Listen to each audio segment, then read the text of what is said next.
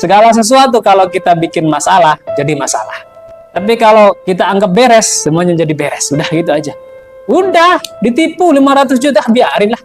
Anggap beres aja. Allah Maha tahu. Kalau kita lagi dapat musibah, dapat kesusahan, itu justru kita lagi dapat Lailatul Qadar. Tinggal bagaimana kita menyikapinya. Kuat nggak nih hatinya? Toh pada intinya sama aja. Kita kuat atau nggak kuat sama aja. Hidup ini tetap berjalan. Bener nggak? Kita bilang, ya Allah nggak kuat nih. Tetap aja besok terbit matahari. Kalau kita katakan, ya Allah saya siap menghadapi apapun yang Engkau berikan. Tetap aja besok matahari terbit. Lalu bedanya apa? Kalau kita paham bahwa itu semuanya adalah dari Allah, ngapain kita protes? Kalau kita protes berarti kita belum yakin bahwa semua yang diberikan kepada diri kita, baik dari ujian, cobaan, rizki, dan lain sebagainya, itu adalah tentuan Allah. Kalau masih protes berarti nggak yakin bahwa semua itu dari Allah.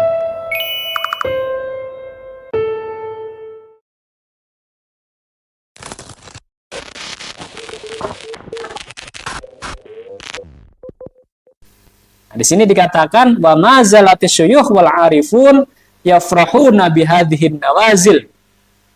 Ya, para guru-guru dan orang-orang yang arif billah, beliau ini malah justru berbahagia, senang ketika mendapatkan ujian dari Allah, mendapatkan bilahi, ya, kesusahan.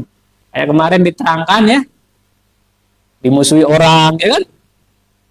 Kelaparan, artinya susah, nyari makan, ya, fakir, dan lain sebagainya. Orang-orang yang arif dan para guru-guru yang sudah paham akan hal ini malah justru senang ketika mendapatkan kondisi seperti ini.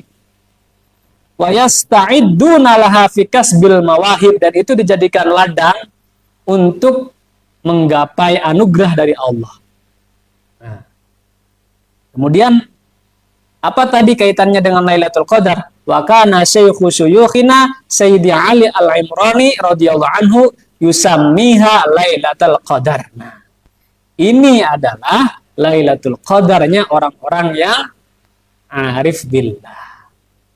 Jadi kalau lagi dapat kesusahan, ya, kesusahan hidup, masalah apapun ya, ditipu orang, misalkan ratusan juta, ya, kadang-kadang dalam hidup kita nggak bisa memprediksi ya.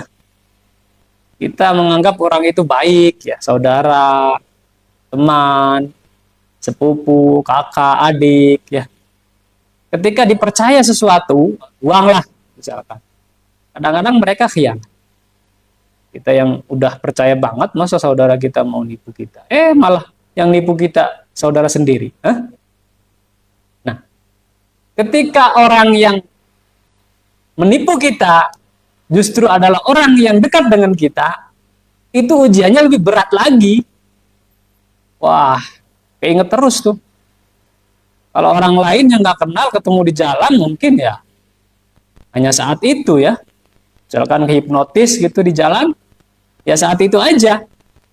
Tapi kalau yang nipunya adalah orang yang dekat, kenal, ya masih ada ikatan saudara, justru itu yang bikin sakit hati banget. Nah, ketika kita mendapatkan berbagai macam ya masyakot itu, ujian atau ilahi atau apapun namanya, kerugian, kebangkrutan, apapun ya, pokoknya semua yang susah-susah, yang nggak disenangi oleh nafsu kita, dihinakan orang. Kemarin tuh pembahasannya sampai al-fakri wa zulli wa aziyatil khalqi. Itu justru menjadi kenikmatan yang besar bagi orang-orang yang arif billah, dan itu namanya Lailatul Qadar. Ya. Beda ya. Cara pandangnya beda. Tapi mereka ini ya memang manusia seperti kita, sama. Ketika mendapatkan hal-hal seperti ini mungkin ya sekejap dia akan merasa sakit hati ya. Tapi setelah itu ya udah, enjoy aja, senang. Ya, ngapain dipikirin? Ada peribahasa mengatakan, nanti bisa dicatat nih, ini keluar dari intisari pelajaran yang pernah saya alami. Segala sesuatu kalau kita bikin masalah, jadi masalah. Ya. Tapi kalau kita anggap beres, semuanya jadi beres. Udah gitu aja. Ya.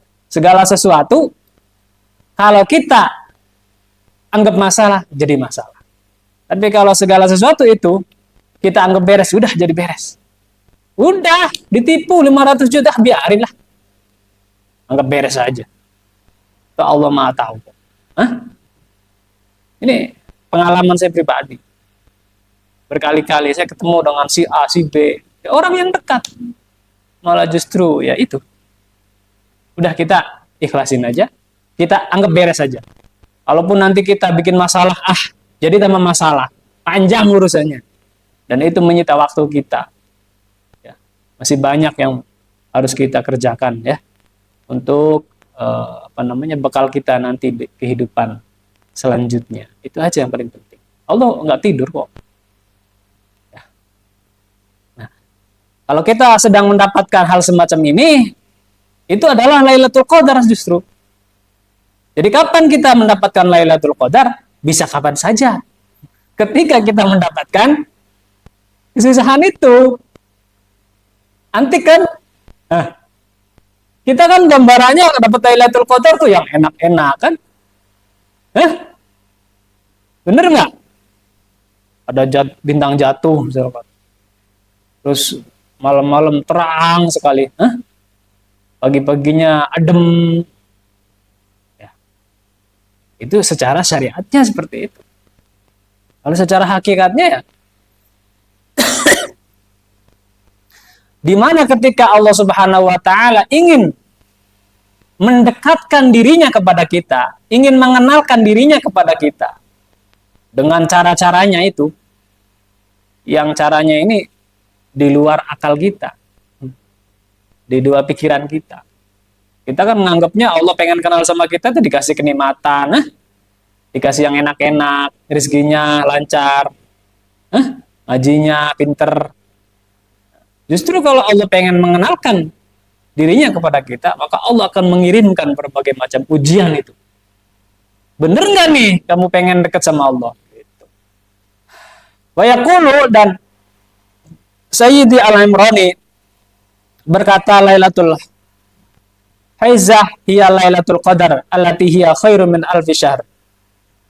Malam kesusahan itu adalah malam Lailatul Qadar yang lebih baik daripada 1000 bulan. Bayangin.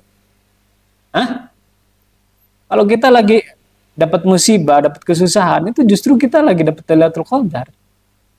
Tinggal bagaimana kita menyikapinya.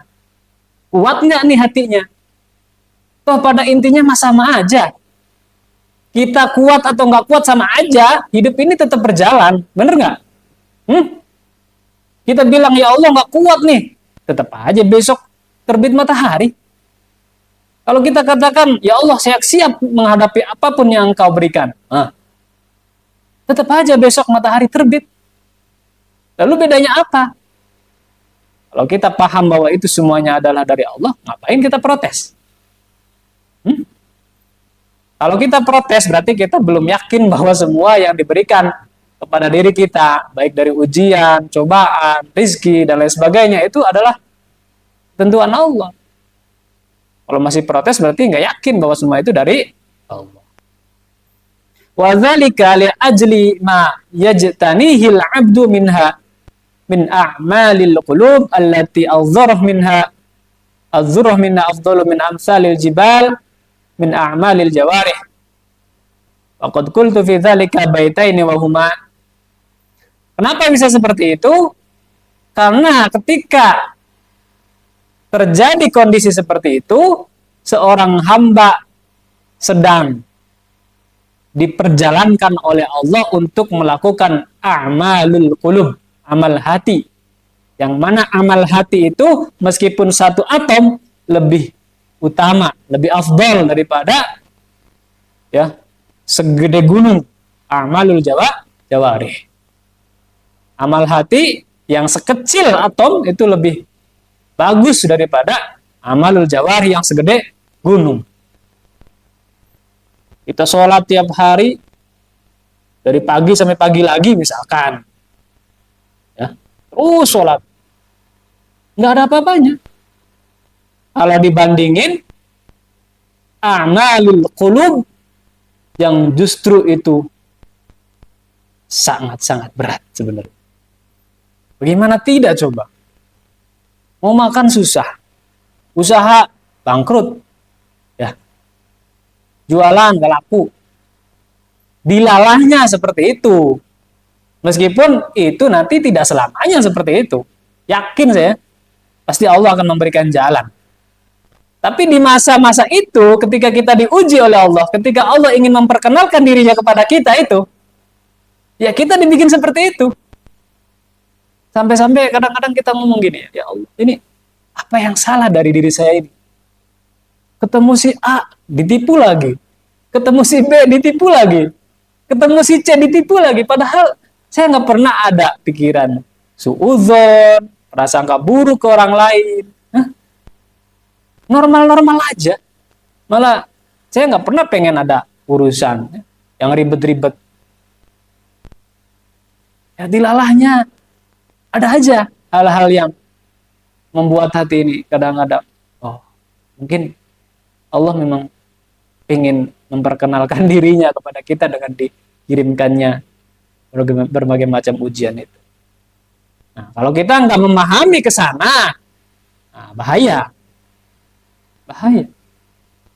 Jadi ibadatul qulub itu lebih utama dari ibadatul jawarih. Apa ibadatul qulub? Yaitu menjalani hidup. Menjalani hidup sesuai dengan apa yang ditentukan oleh Allah. Jadi orang miskin, ya udah jalani. Jadi orang susah, ya udah jalani. Tapi jangan pernah berhenti untuk berusaha terus. Jualan lagi, bangkrut lagi, jualan lagi. Bangkrut lagi, jualan lagi. Bangkrut lagi, jualan lagi terus. Terus saja. Jangan pernah berhenti, jualan lagi, bangkrut lagi. Sampai kapan ya? Sampai kita habis. Terus. Jangan pernah berhenti. Nah, di sini ada 2 bait yang perlu kita apresiasi, sangat indah sebenarnya. Tapi nanti dalam kajian-kajian berikutnya saya tidak akan membacakan bait-bait ya. Apalagi yang kurang begitu apa ya? Saya belum begitu pahamnya dengan sastra Arab. Berbeda dengan Buya Syakur, beliau itu memang bidangnya ya, sastra Arab. Dan menurut saya kadang-kadang sastra Arab itu ya memang sulit daripada sastra Indonesia. Nah, ini kita bacakan saja. Idza taraqat bi abi min ad-dahri faqah fatahtu laha babal masarrah wal bishr. Ketika bapakku di tahun ini mendapatkan kesusahan, ya, maka aku dibukakan suatu pintu kebahagiaan, pintu kemudahan. Wa qultu laha ahlan wa sahlan wa marhaban. Ya. Dan bahkan aku mengatakan ahlan wa sahlan, selamat datang. Fa waqtuki indi akhdha min lailil qadar. Waktumu saat ini lebih penting daripada Lailatul Qadar.